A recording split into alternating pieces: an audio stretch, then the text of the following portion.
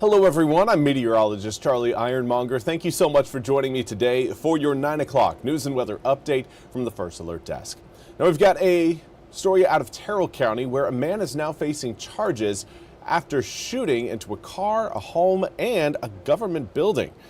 19-year-old Jaden Barnes is accused of firing several rounds of ammunition at two people on December 28th.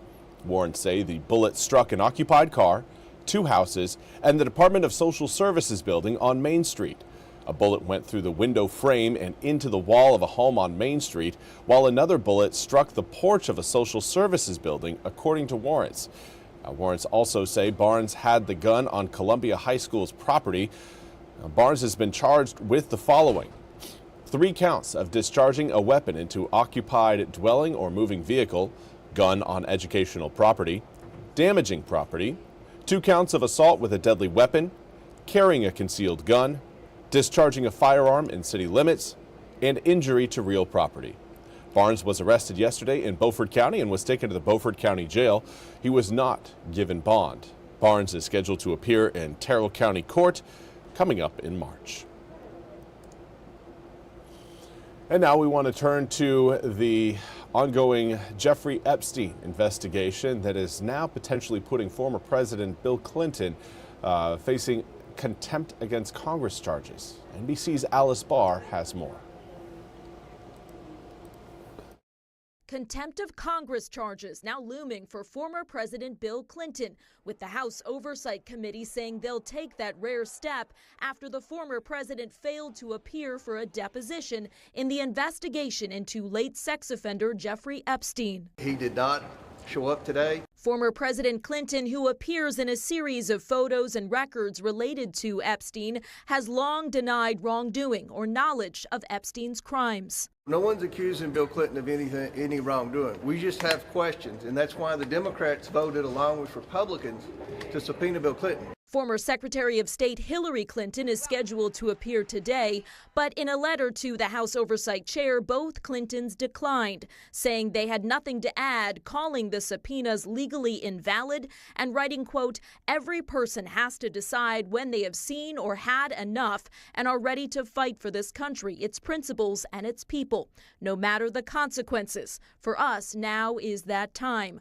Some Democrats arguing the Clintons should be allowed to answer in writing, as others have, and pressing the Justice Department to finish releasing the full Epstein files. And then we'll be able to determine all that we need to know. Though Democrat Ro Khanna, who helped lead the charge to force the files release, said former President Clinton should appear. Everyone involved should be providing an explanation, and I have conducted this in a way that doesn't single out Republicans or Democrats. Conflicting views in a high-profile push for answers. In Washington, Alice Barr, NBC News. Well, thank you very much, Alice, for that report.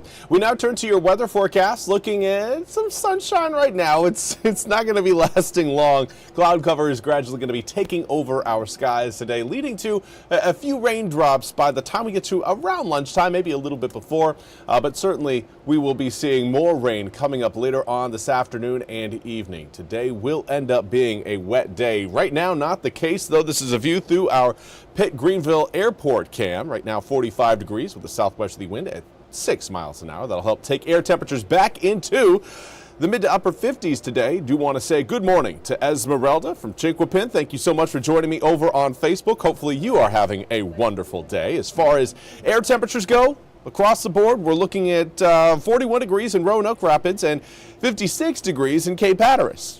About a 15-degree spread across eastern North Carolina this morning, but most of us right now are around the mid to upper 40s. So as we head into the afternoon, air temperatures likely going to resemble what we had yesterday. Maybe a couple degrees cooler, but certainly not so much that you'll walk outside and you'll say, hey, I noticed a change in the air temperatures. What you will say is, all right, here's the rain.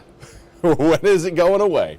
Right now, we've got a southwesterly breeze blowing in at about 5 to 10 miles an hour. Stronger winds closer to the Outer Banks, but certainly not a windy day by any stretch of the imagination. Here's a look at those raindrops as they are expected to come in around lunchtime, and then we see the first band band of rain work its way over eastern North Carolina from around noon to about 6 p.m. This is a picture by 5, and you note again that boundary set up over the sounds. From there, we've got another round of rain that's going to be trying to push into eastern North Carolina later on in the evening, but at this point, models are continuing to show a decreasing opportunity for a secondary round of rain, mostly because that first round should take our dew points down, the amount of moisture in the air down quite a bit, and that's going to reduce our opportunities for a second round of rain coming up later on tonight. Now, do I think it's completely gone? Not absolutely. There will be again some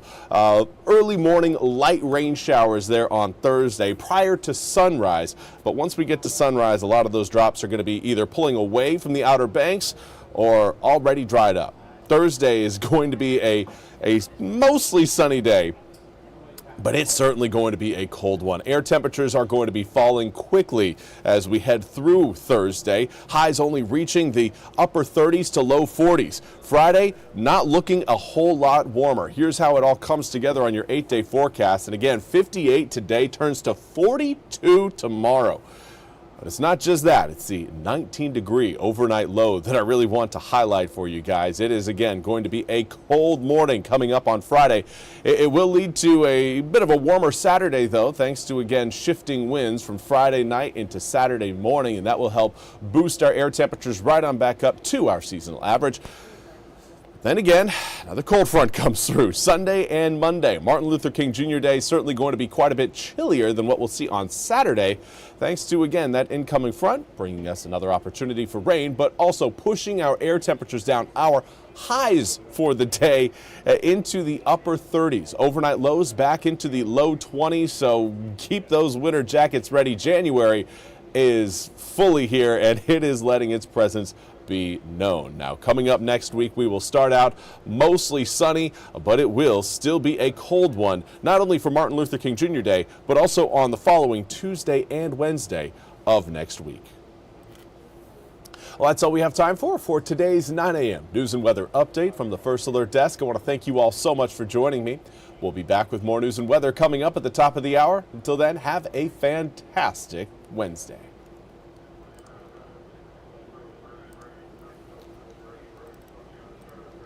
This hour of the WITN First Alert Desk is sponsored by ENC Pirate Realty.